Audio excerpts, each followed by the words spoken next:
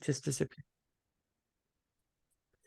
All right, everyone. Welcome to Tiger Talk Tuesday. We are at episode 37, and our guest today is Shawn Rivers. So for those of you that are new to the series, this is transitioning to life after sports, a topic that is near and dear to my heart. And we have athletes joining us from all over the globe with a mission and vision to support those suffering in silence, whether they've left the game due to injury, retirement, or unforeseen circumstances. So a little history on our guest today. Shawn is a former NHL player who spent time with the Tampa Bay Lightning and parts of 7 seasons in the International Hockey League, finishing up his career with a 2-year stint in Europe. He initially established a sign-making enterprise, GunnMedia Group, that quickly grew into one of the largest promotional product companies in the Eastern Ontario region.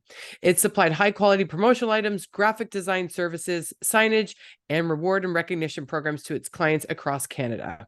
Today, Shawn employs a dedicated team of over 17 people. Congrats, that's amazing. Spread out over 2 companies who pride themselves in providing the highest level of service, quality products, and customer satisfaction possible. Shawn and his business partner, John Chabot, opened an indigenous branding company in 2006 known as Anish Branding. This endeavor has grown into a venture that now supports many charitable organizations. Awesome. And takes great pride in giving back to the community. So important. Shawn was honored as one of the 40 under 40 by the Ottawa Business Journal in 2002.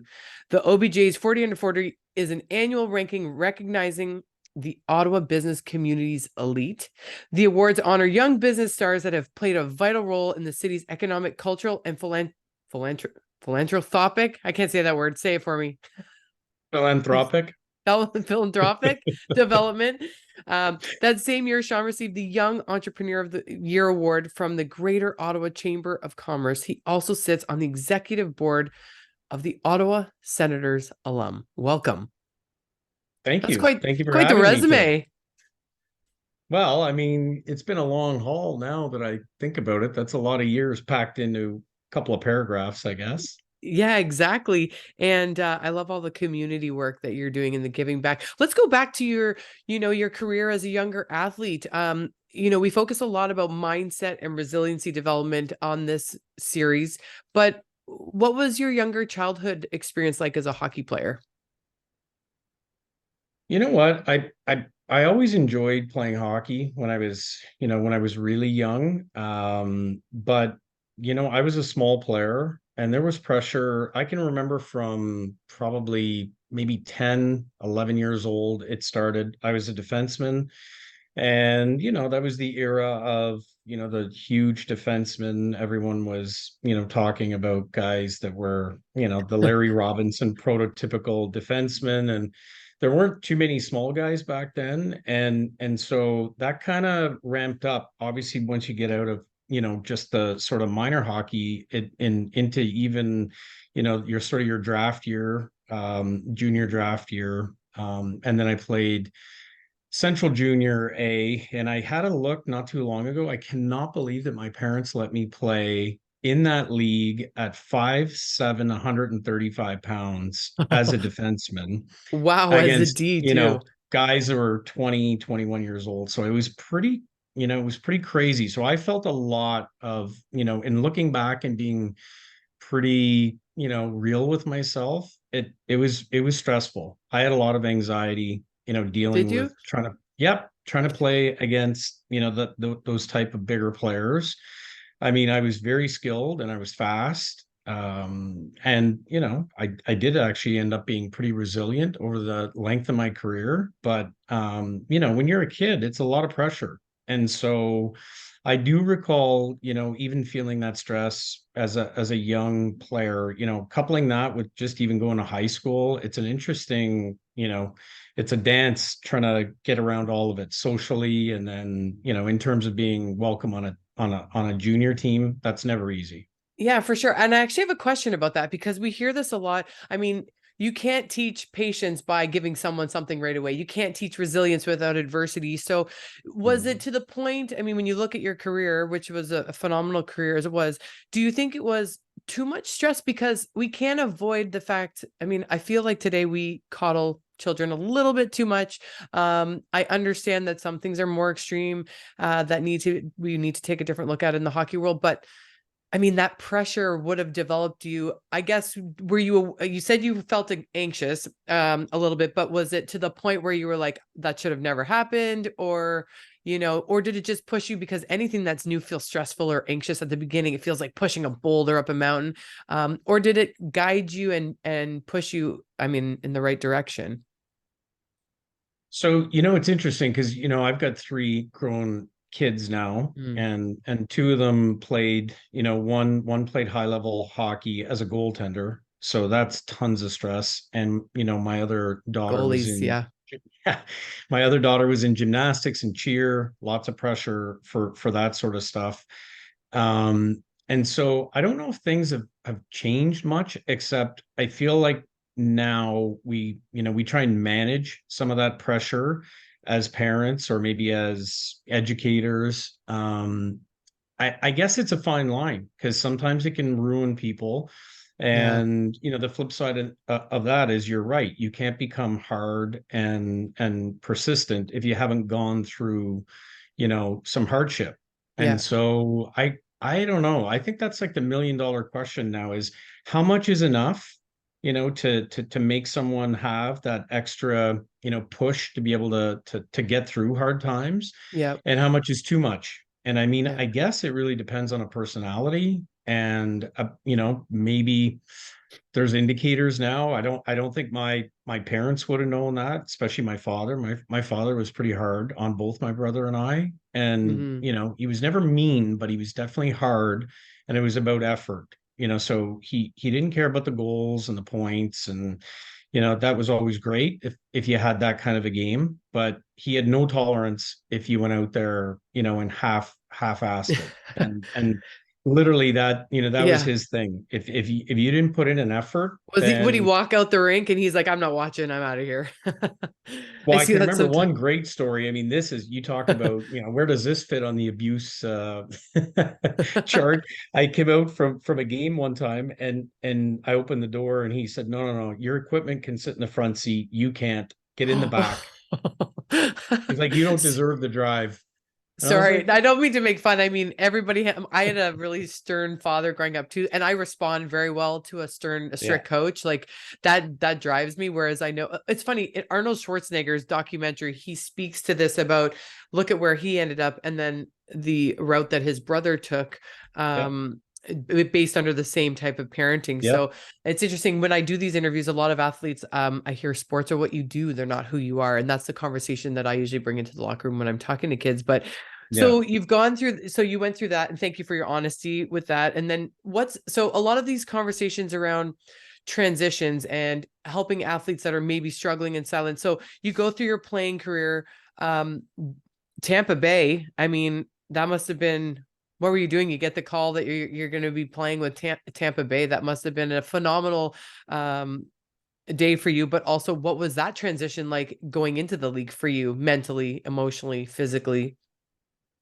Well, the route to get there was not typical for me because I did play U.S. college first, so 2 years down at St. Lawrence University. We had a really good team, Oh, I went on a and recruiting trip to St. Lawrence, but I went to UNH instead. Huh, what a I great loved barn that St. you could Yeah, play in. What a great Appleton rink. Arena. Yeah, Yeah. yeah, and so I really enjoyed my time there, but it was really clear in those days if, as a smaller defenseman, if you didn't play junior and played the number of games, the difference between college and junior, particularly back then, was the number of games. And they Mhm. wanted to see if you could handle, a tough The schedule. schedule. And Yeah. yeah, so I made the decision 2 years in to go play with the Sudbury Wolves, Okay. up here in the OHL, and it turned out great. I mean, part of their selling pitch to me was we'll put you into pro hockey. We're convinced you can play in the NHL. And so, Wow, I that's a did nice feeling. perform. Yeah, I performed well there. Again, lots of pressure because I'm the guy they're bringing in as an 18-year-old. I've already been gone for a couple of years, and so a lot was expected.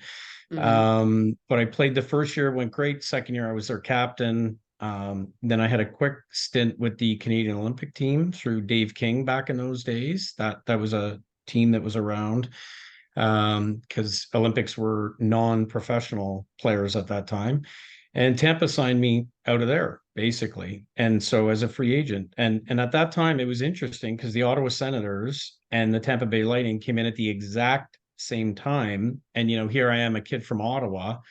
And, I get signed by Tampa, who is 1,000 kilometers away. So it Yeah. was, and I owe a lot to Phil Esposito on that because, he had vision for me to play. They did let me play, albeit not as much as I would have loved to, but it did, it really opened up my career. It allowed me to win a Turner Cup in Atlanta. I played in Chicago after that, San Antonio. I had a really good long career because of the opportunity that the Espositos gave me. And I love that. yeah, so I feel like, people ask me, do you think it was the right decision to leave university on a full ride? And you know what? It probably wasn't. But I don't know that I would have ever played in the NHL or had a long pro career. I just don't know. In those days, it was really, there was a huge I feel like discrepancy it's so between. easy to say, oh yeah, you need it, but then look at what you've done as an entrepreneur. I mean, there's so many Yeah, roads and avenues that we can take. I have a question though. You mentioned that you were a captain year 2. yeah. That immediately screams leadership to me. And I'd love to know because I do work with athletes and you do get the question, they've got this passion to be a leader and I understand leadership qualities. I was an assistant captain at the University of New Hampshire and usually always in leadership roles. What separated you from the team that I would like other athletes or parents that are listening to this, because a winner's mindset, people, they just do things differently and you can see it trickle throughout their whole life, the discipline, in what they do. But what do you feel like you did differently that stood out? Because to go into a new organization and second year be a captain, that says a lot about work ethic. Was it work ethic for you? Did you stay later? Were you always prepared? Like what was kind of your routine that really set you apart from the others? I think it has to be, the work ethic. And it's funny you mentioned that because I was going to say that, as a smaller defenseman, trying to, be strong enough, fast enough, have the IQ to not get killed out there. It's a Yeah. lot of work. It's like you got to be at the top of your game every single And a lot day. mentally. Yeah. That's what And what would you do mentally to prepare? Did you do have any routines? I know some people yeah, like music, they like to juggle, they like to play with a hacky sack, they need to prep video watch the night before. What was your routine? well, even way back then, I was thinking about this the other day. I did the full Tony Robbins personal power when I was I like love it. 19, I think.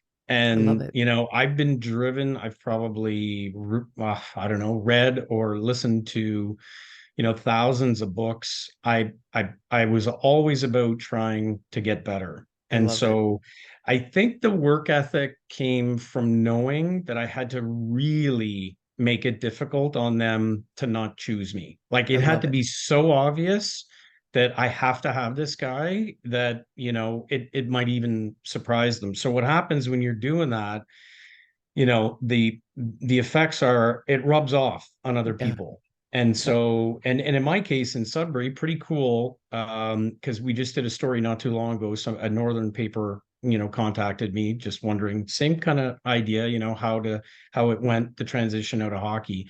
And I'd forgotten that the fans had voted me most popular player 2 years in a row. And you know what? I wasn't the highest scorer and I wasn't the best fighter and I wasn't, the hardest hitter. I think it was a culmination of kind of all of the things. I Who gave you it are as a person every off the ice every too. game. Yeah. And I And did you think do they a lot of saw, community work when you were playing too? yeah, you know Yeah. what? That was it. So I think one thing that Sudbury did really well, I mean, this is, just doesn't happen in university that much. And I don't know why. Maybe it's, just a very different fan base. But I know that when I arrived in Sudbury, it was expected. We went and did autograph signings, at the grocery store. We went to, galas, telethons. We would answer phones. Oh, I love that. And Yeah, I thought it was pretty cool. That came down from the Burgess family, who were the owners of the team at that time. And it was just an expectation that you get into the community, they get to know you. And that actually continued on, because then wherever I went after, I always did real well with the marketing department people, because they're always looking for guys to show up to do Yeah. things. And so that's a pretty nice little preamble, though, into my world of, then selling yourself, selling a business. It just became natural for me to Yeah. attend events, to, discuss, what I'm doing, or, what work we're doing, particularly with the alumni now. Like, so there's, I think it's been a huge, part of my life. If I think back, that would You're have kind started of when I like was the how can I 19. help guy. That's like your title. How Yeah. can I help? How can I help? How Yeah. can I be of Yeah. service? And So that's what tough at times, because when you're trying to take care of yourself, yeah. and at one point in my life, I'm trying to, run a small business. I've got three young kids. At one point I went through a divorce. Like, you're just hanging on to try and deal with your own pile of problems. It is interesting during those times, you forget to maybe do more for others, but the odd time you do, and then you realize, oh, something good happened in return, or there was a, Yeah. a good feeling of giving back. And so I'm kind of proud that even during the hardest times, I still found time to play charity hockey games, or, go to certain events that required, guys that have been around, and, with zero expectation of getting any monetary compensation. Keeps you grounded, eh? I mean, we Hmm. that's where keeps your feet on the ground, deeply rooted. I do believe in that. And it's we're great to expose our kids to. Let's segue into life after sports and your transitions. I mean, playing sounds like the mindset piece. I love that you said you were listening to Tony Robbins. It's funny. It's consistent across all the successful athletes that I speak to, this hunger to do more, be more, Hmm. serve more. I know with Chris Pronger, he's like, you leave nothing up to chance. And that's what, like, I love that you said you made it impossible for them to ignore you, which I love. It's Yeah. like, you're so in your face, you're so positive, you're such a hard worker. You can't not love you, regardless of Yeah. who your size or whatnot. Um, Yeah. you played on a number of teams, you bounced around. I find there's those transitions for teams, and then there's the transition when you decide to leave sport or due to injury or retirement. What were those like for you? What do you feel like for somebody who's listening, who's either struggling through a transition? The big one for athletes is life after sports. I mean, it's our identity, it's who we are, it's what we know.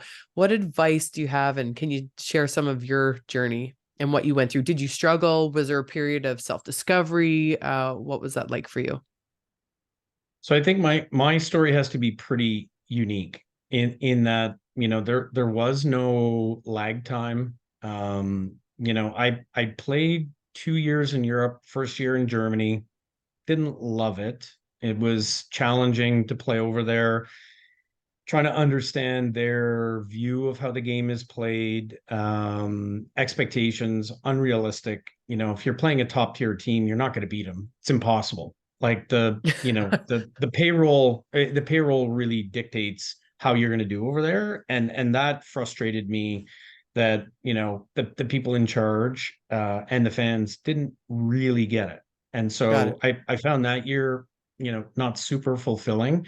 But the Especially next year I because you're did. someone who connects with the community and the coaches, Yep. you probably felt the disconnect, right? Because that's your Yeah. secret sauce, that's your magic, and you couldn't do it there. No, it was Interesting. it was it was tough, because the expectation was, you're one of the highest paid players on the team. Like, why aren't we winning? And that was it. And it's sort of Got like, it. well, because there's like six really good NHL guys playing for the other side, and we've got me and one other guy. Like, Yeah, it's, it's a so I team. found that really frustrating. It ironically, of course, travel and, being over there culturally was Yeah. pretty neat. The second year I played in Switzerland, in the Swiss A League. That's one of the hardest jobs to find in the world. And the only reason I got in, someone got hurt, sort of, I think, late fall, and they needed an offensive defenseman. And, I got the call. I was playing, I can't even remember where. I think I was playing in San Antonio, in the I at that time, but I felt like this was a really great opportunity. So I took it, and I loved that second year. But, I started thinking, okay, I don't know Mm, how many more years of, if I want to play at these top level, tiers now, I don't know how long that's going to last before I'm relegated to like the second tier. Kids were getting just a little bit older. I was struggling with my marriage. So I actually mm. started, Gun Media started then. I I was bought a just gonna really say, did you start Gun Media in the background before yeah. you left? Yeah, So what happened was at the end of the second year in Switzerland, we got knocked out real early, which was surprising because we had a pretty good team. So I was home in like April. And you know how the hockey world works. You don't really go back till September when you're playing in yeah. Europe. So I'm like, I got to do something. So I bought a small, signage company that, just small list of clients. I got it set up. I did have some experience in, production manufacturing because I did that all through my teenage years. Hired one employee and then just kind of said to myself, I'm going to just get something going in the background. And to be honest, during the summer, I wanted to stay busy. It was too much time to Yeah. to sit at home.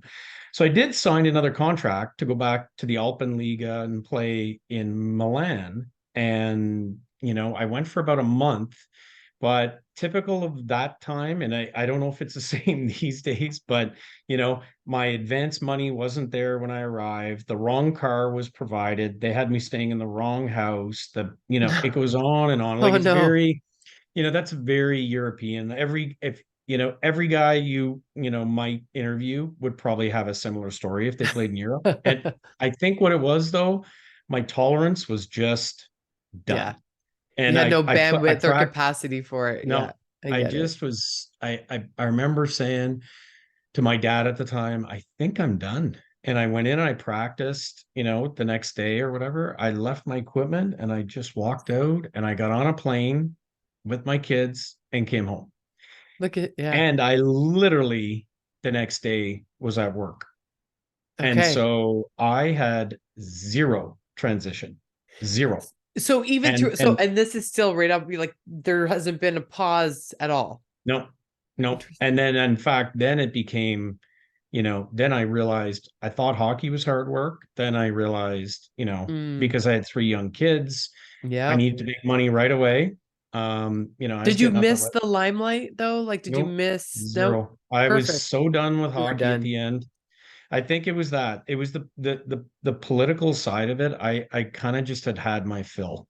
Got it. I guess you know what? That's a lifetime of probably frustration that comes Yeah. out of a guy, that was a smaller defenseman at that time. So it's not everyone's fault. It is what it is. But I Yeah. reached a point where You've I was done what you've just done. You were happy so with it. tired Yeah. of, Yeah. I think I had to ask for that, that bonus check 5, 6 times in the first month. And I said to myself, like, I'm done. I'm done Yeah. begging. I've had it. Like I've Yeah. just had it. And so I walked away and then, it became a lot harder, the work than I anticipated, trying to juggle kids and, get up at 4:35, go to work and do all this stuff. Yeah. So I have no like lag in the transition, but Yeah. I'm surprised I didn't suffer burnout Well, and how because you probably did, you just muscled through because your probably just mindset is muscled so, through it. Yeah. yeah. But Yeah. also the transition from the lifestyle of the hockey life versus home life, that must have been a mental shift for you It was. because of, Yeah. being on the road and only having to worry about you. But then when you're home, it's like, it's daddy Yeah. mode, right? So Yeah. I find Yeah. sometimes when you talk to athletes, I mean, we love being home and with your wives, but it's nice to get on the bus and only have to worry about yourself. Not because you don't love your Yeah. family or kids, you No, just get to no, it's do a what you break. love to do, Yeah, right? So for did you go sure. through that type of transition or where you had to relearn? Okay, you Yeah. didn't feel bad. Did you miss it then sometimes when you were at home? Or you just, again, you were like done, you were accepting this new chapter, you were ready Yeah. to just take it on? I was done with the Yeah. hockey. And in fact, I don't think I put on skates for 2 or 3 years. It was actually Brad Marsh who coaxed me to come out and play with the alumni, the Sens, because they were short guys and whatever. But I think you're right. Listen, I didn't have a strong marriage. And, once things really started to be day in and day out, we were well aware that, this was not going to work. And Yeah. so there were a lot of challenges with that though. My wife's American. my two of my kids were born in the US, one was Mm, born here. Like there was a whole other logistics. world Yeah. of, problems to deal with. In the end, I'm grateful she ended up staying in Ottawa, which made things a little bit easier for sure. But there's a big chunk of that time where I was trying to grow a business and I was, Hmm. arguably a single dad. Yeah. Because I did all the activities, I took care of most of that stuff. So, you know, I didn't really miss hockey again. It was just I was kept so busy and it really was out of my mind. Now I'm so thankful that Brad Marsh gave me equipment Uh, because I started finding salvation in playing, these games. And then along came Jeff Hunt from the Ottawa 67s. We were yeah. very good friends. And, he was such a big part in my company because he gave us, some of our first contracts with Gun Media. But they had a Friday skate at 4 o'clock. And then, they always had drinks and something to eat after. And so I started having like a bit of fun again, Yeah. playing hockey. And It's so reinvigorates that athlete in you, right? It's like once an athlete, yeah, always an athlete, even if you don't play at the same level, but you get yeah, that. It's like that deeper connection to self that you get from. I know when I joined the ice after breast cancer, it was like my body hated me, but my spirit was just yeah. wow. I love that And I for you. think that, it's interesting. I can use certain sports. So hockey for me fits that box where it's pretty hard to think of work or spreadsheets or profit and loss things Yeah. while you're out on the ice. I would say snowboarding, Hmm. water skiing, wakeboarding, like same idea, like where you can't focus No. and you have to, sorry, you can't focus on work. You have to be present. And so I think that's why I Where do you grew to water love, ski? I'm curious. I'm a slalom water skier. It was before breast yeah. cancer. A little nervous to do it now, but where do you ski? Now on the Ottawa River, because that's Okay. where my place is. But I grew up on a small lake, so We grew up we'd do it North for Bay skiing, hours water and skiing. hours. Yeah. Just we had the lake to ourselves almost. So my brother and I, all self-taught stuff. Love The it. wakeboard, the knee boards, the Yeah. slalom. It was a lot of fun. Yeah. It So would take us again, like though, 7 to 1 on with all our cousins trying to get out there just to get everyone yeah. in. It was awesome. I love But that. it's so I find things that alleviate my, business Yeah. pressure, I'm drawn to. And so now I play hockey 3 times a week. One game is pretty competitive. It's all ex pro guys or guys who just finished. So the pace is quick, but it's great hockey. And then the other two are business groups. And you know what? Yeah. I have a good time with Go them have fun. and the camaraderie and the drink afterwards or the meal, the joking. I think it really, that it's good to have that That in team life. feel, that community feel. Yeah. It's funny because um I work a lot about self-leadership, and it's not in the sense of being separate from community because we need community to thrive and help support us when we are going through hard times. So I love that you said that. Any for parents watching, we see the pressure sometimes kids are getting at the rink and if they're I get a lot of calls for like my child doesn't have confidence or Mhm. but I'm curious from your perspective, what would you be saying to help those kids build confidence and what would you be saying to the parents? Well, the parents are the problem. So, listen, I went through it with a son, as a goalie, triple Yeah. A the whole way, junior for 5 years, North American Hockey League, university. Parents are, they're really, their grasp on reality is so far out there. I'm blown away. And a lot of them are very successful people. And you think they would understand, odds and understand, The long the game. yeah, the difficulty Yeah. in, and forget how good your kid is. It's timing, it's this, is that there's so many Yeah. factors. And I can remember a couple of times, me having sort of a round table with parents when my son was playing, and I was pretty blown away that they really thought, that their kid, might make it the whole way. Or as they would always say, which I found, again, pretty disparaging, comments. Oh, well, at least if he can get his schooling paid for. And I'm like, do you know how hard it is to get a scholarship? It's like 1 or Like it's 2% get a scholarship in the world. it's Yeah. yeah, like so, I remind them, the 1 in 400,000, my brother's, draft year, I think was the best draft year at one point ever in 95 or whatever it was. And it was like only 12 of them went on to play, more than 50 games or Yeah. something like that. And most first rounders don't play 10 games.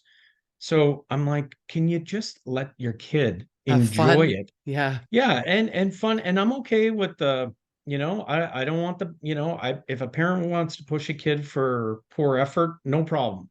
For being a bad teammate, no problem. Yeah. You want them to be a good teammate. You want them to learn, how to Character, practice hard. integrity. Yeah. Yeah, how to help one another. Like I'm cool with, Yeah. a parent being rigid about all those things. But Hmm. being upset because little Johnny missed, an open net or, Yeah. it's, and in my case, people would be yelling because the goalie, let the goal in. And I'm like, guys, he's 13. I Like, know.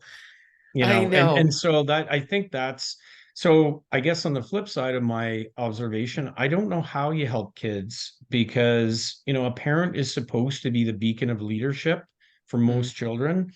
Maybe coaches can make an impact. My son is now a teacher and a coach at AAA level. So I always remind him, the stuff you went through and the unrealistic, expectations of the parents, you need to mitigate that somehow to try and encourage these kids to push through.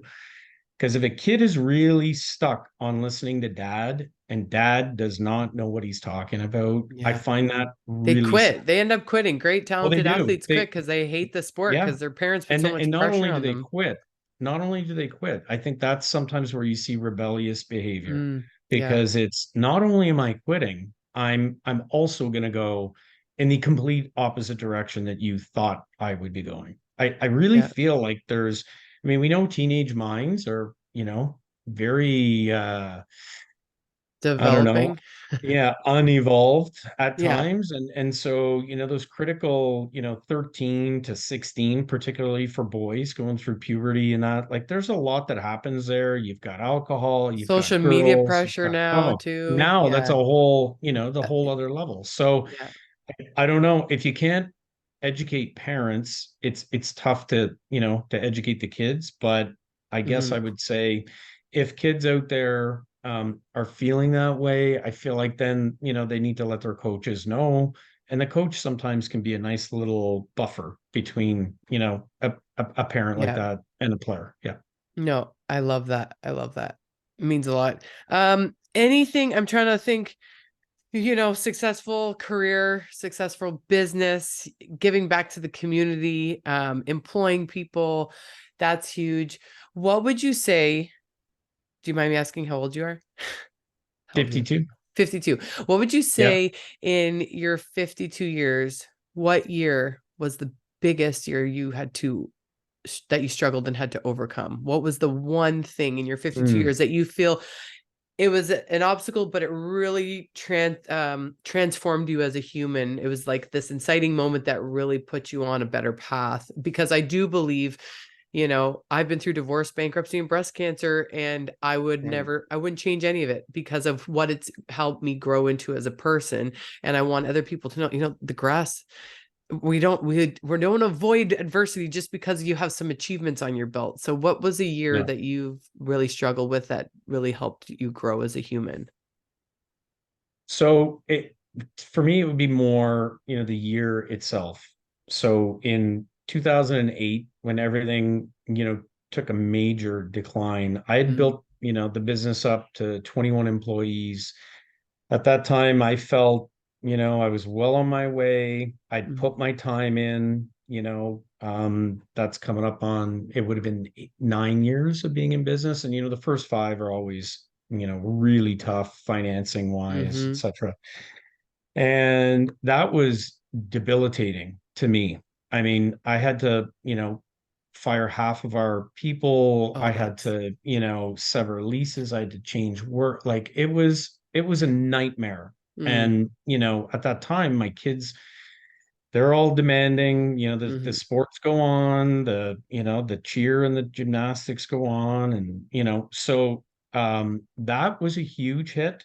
And then it took me 10 years to rebuild it. So in 2018, I thought, I'm good. Like I'm good to go. I finally, I feel like I can cruise a little bit, take the foot off the gas, maybe pull back a bit, maybe have a little more me time. And then we get crushed with this pandemic that COVID, that kind yeah. of came out of nowhere. And, that was almost too much. And Mm, and we, and I worked ridiculously hard through the pandemic because we had to pivot to do some safety stuff. And we did keep everybody employed throughout it. And, with every bit of, subsidy we could get. But at the end of the day, we paid everybody throughout the whole thing. And I that's think huge. it is huge, but, I expected more of a reward coming out of it. Mm, And, there was that little piece when we first came out of the pandemic where it felt like maybe the roaring 20s, like we're coming back and everybody was spending, everything was going well, everybody was excited to be back.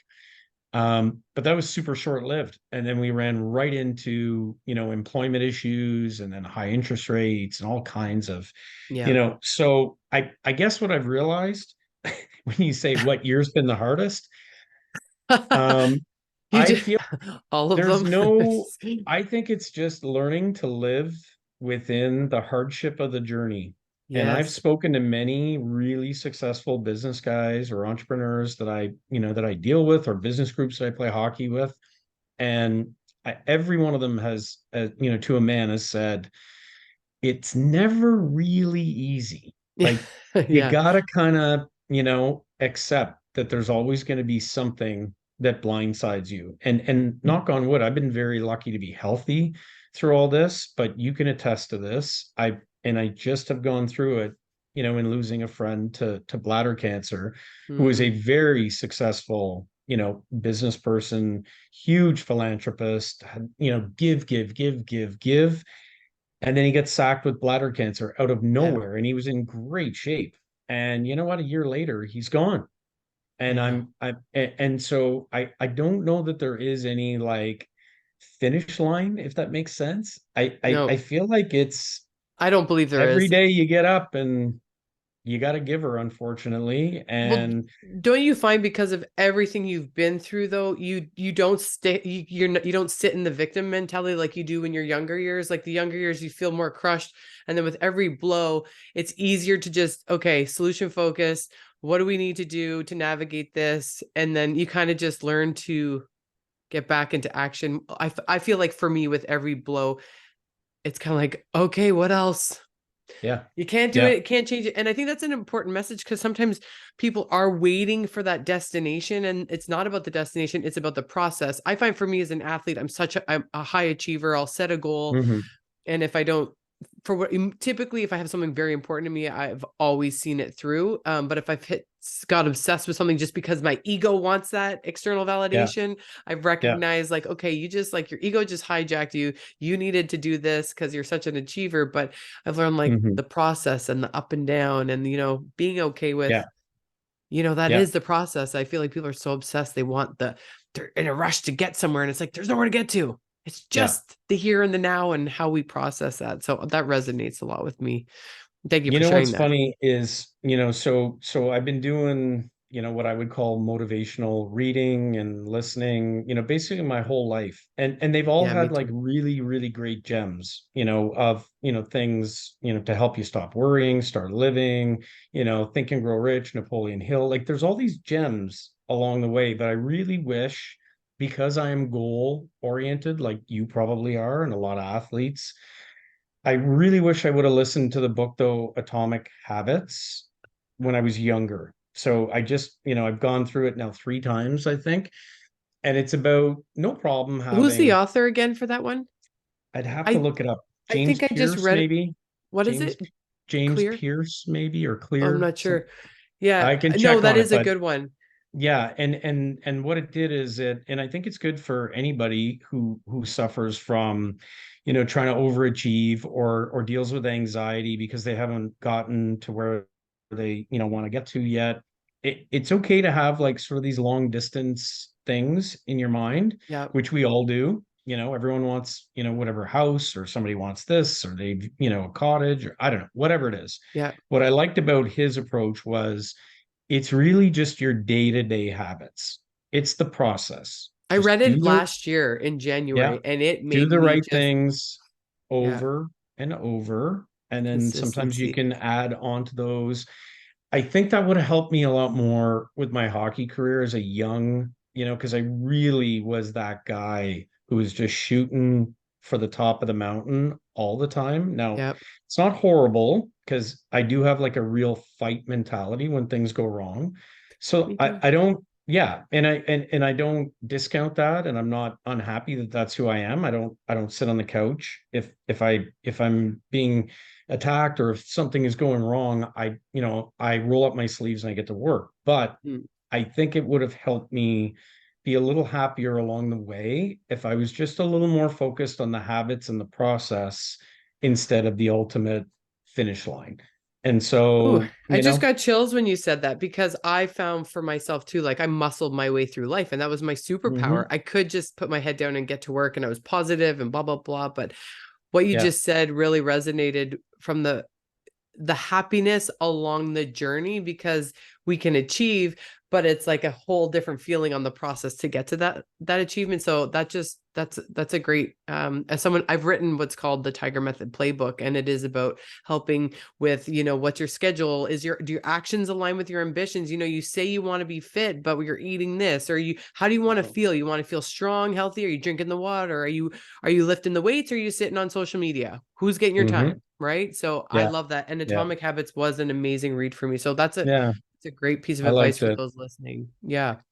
I Yeah, love the that. other and recently in one of the articles that was written, I think in the OBJ, that was our 21 years in business, or 20 plus one, we called it, because we couldn't have a 20-year last year. We were too busy still dealing with the COVID hangover, so we did it this year. But in the article, I do mention, one of my biggest regrets for everything is not enjoying it Mhm. while you're there. I was so nervous about performing. My first NHL game was here in my own hometown in Ottawa against the Senators. I was more concerned about my high school buddies in the stands, or that, the coach, or the GM, or I don't know, anything. You're always worried about everything that you're doing as a young player. And even that translates into, business. It's great to have won all these like really great awards that I got when I was younger. Yeah. But at the end of the day, I didn't enjoy a ton of it. I really was always pretty focused. So I feel like that balance is maybe something else I could have learned a little younger, because, the entire hockey career, I don't really remember having that much fun. I mean, Oh, unless, we'd won a big game and you're out, having a good time. I was very fortunate to win, the championship in Atlanta when I was there. So that was a lot of fun. But on a day to day, I probably enjoy my life more now than then, which makes no sense. And isn't and that so interesting? yeah, it is. And it's sad, to be honest.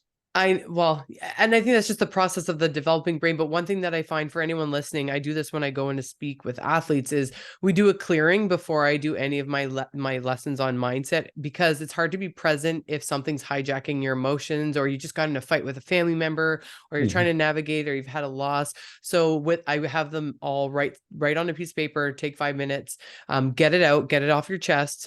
It's still going to be there when we're done this, but I need you to be present. And what's funny, you see a shift in all their body language when we get the issue out. You can see this calmness and the change in their body language. And so I find for anyone, so that's why I love journaling, because when I get what's in my head out, I can go on and slay the day. It's such a, I don't slay the day, but I really do feel it's about being present, and Yeah. our problems don't go away. But if we are emotionally hijacked, It's really Hmm. hard to see the big picture, and it's really hard to make decisions that lead you in the right direction, or instead of going to drink alcohol, or for people that get sucked into drugs or whatever, to go to the destructive route. Yeah. Am I saying right? Yeah. So that has helped me. Do you journal out of curiosity? Journal, Yeah. meditate, or do any of A those little things? bit. I definitely, so I've been meditating now for a while. Because of Doug Smith? No, No, no, no, not he's because of Doug.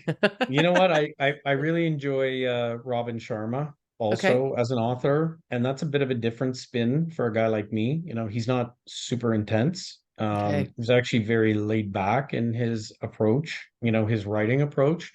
So I've taken on some of that, you know, over the last few years where I try to calm my mind. I'm a big believer in writing things down Yeah. as opposed to typing them. So even Yes, here me at too. work, Me yeah, too. even here at work, that's kind of, you know, my methodology.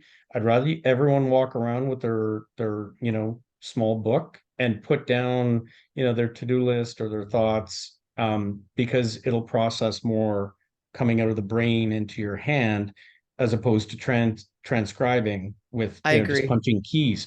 And so I see the value in what you're saying is trying to alleviate thoughts out of your head and get them out. You know, I'm pretty cognizant of that. You know, my wife makes fun of me sometimes because I can't remember, you know, where we went to eat last Thursday or anything, because I literally believe there's only so many things you can keep in your head at once. And so there are things I just let them go. And I Yeah. know now I let them go. And then, you know, I'll see a picture of a trip we went on and I'm like, oh yeah, that was a great spot. And she's like, how do you not remember this? I'm like, well, I vaguely remember, but you know, I enjoyed it. Yeah. I was present while I was there. Yeah. Um, but then I feel like there's only so many thoughts I can handle in a day. And so I it's almost like a, you know, a little bit of a recycle bin. I try to keep things moving. Yeah. And, you know, I maybe that's just an entrepreneurial survival I think it's the mindset mechanism. work that you've done over the Yeah. years. I mean, Yeah. it's all about the mindset. Everyone that I ever speak to that has kind of a journey, we're all similar to yours. You have a very strong mindset, and you can tell you've gained this self-awareness with wisdom and experience. Doing what you've done for your staff. I mean, that tells me you're a very compassionate, empathetic person. Helping with the community says so much about, you know, your head and your heart space. So I'm grateful that you took the time to share your story with us here on. And any final words for those listening or watching on the topic of life after sports and managing transitions that maybe I didn't ask, or that you'd love to leave us with? So I guess, I mean, it's so cliche, but I think, you know, there's a lot of years left after you play. So whether you Mm, finish at, you know, early 20s, mid 20s, 30s, like at one point, you know, if you just use 70 as, you know, an age, you know, you've got 40 years plus to deal with life after whatever sport you've been in. I really think now more than ever, it's important to do something that you do like, though. yeah, I see a lot. I mean, listen, I live in Ottawa. There's a lot of people who take the safe, you know, federal government job, and you know, some of them maybe are very happy, but I know a lot of them that are not. And then they yeah, feel like they wasted, you know, 30 years of basically rubber stamping or doing a job that they didn't love or that they didn't feel fulfilled about. yeah. So I guess I would say, you know, I don't know how to manage the lag time between your sport and your next career because mine was so quick. I'm not very, you know, I'm not a great example of that, But you but actually started it behind the scenes without, because you I shared did. that you did You're start it. right. So you were creating a runway for when you left, right? And so you were Yeah. being smart about it. And I talk a lot about, you know, do something outside your sport, find a mentor, find, you know, Yep. schooling's important, do something completely different that you find that passion in, artwork, whatever, Yeah. marketing, business, community work. Yep. But I agree with what you're And saying. you're right, because I was passionate about business and I was also passionate about branding and marketing because Mm, I'd done that, as I mentioned, you know, as a teenager, as summer job. So I love what I do still to this day. And we have a really amazing team here. We have fun, we have barbecues, we go to, you know, events together. Like it's a good team atmosphere. But well, that's because again, you're a great I enjoy leader. coming. You're a great Yeah, and I leader. enjoy Yeah. coming to work. Yeah. So my Very advice important. would be, be a little bit picky or be flexible. That you Mm, start somewhere, get going if you have to, but then keep your eyes open. You don't have to keep doing the same thing for the yeah. next 30 years. I think then that's where you have to have an open mind to know that maybe I will shift into something else. People get pigeonholed and end up really miserable. Yeah, and I think it's important that people are grateful, like reframe the way you look at your job. Okay, let's say you dislike it, but it's paying the bills, it's keeping a roof over your head, benefits, whatever. It's helping you, it's fueling the dream, because there's nothing like taking a risk and then you're coming from a scarcity mindset going after your goal or dream, and then you just Yeah. feel the pressure and then you give up, right? So a lot of people, Yeah. you can do both. I mean, get off the couch, get off social media, and what are you doing with those 3 hours? Yeah. Create, go to the, do that. So I love that. And I, I have a I bachelor agree. of science in business marketing, so we probably have a lot of Good. fun Yeah. conversations together. Well, I'm sure. it's been an absolute pleasure having you. Thank you for sharing your story. I can't believe we're already at episode 37. So grateful for all the athletes coming forward, sharing, their journey through athletics and life after sports, or just how they've navigated to that next journey in their life. So everyone, we've got Shawn Rivers, and it was a pleasure speaking with you. Thank you so much. Thank you very much for having me on. I've enjoyed the chat and good luck with the rest of the episodes. Yeah, thank you. Maybe we'll hit the ice sometime. I just got back on. Maybe I'm out there Take- 3 days a week. I love it.